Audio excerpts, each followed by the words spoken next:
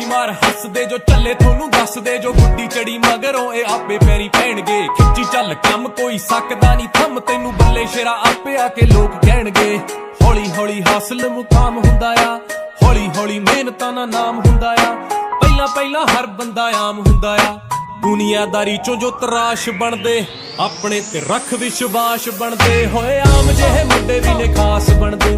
ਆਮ ਜਿਹੇ ਮੁੰਡੇ ਵੀ ਨੇ ਖਾਸ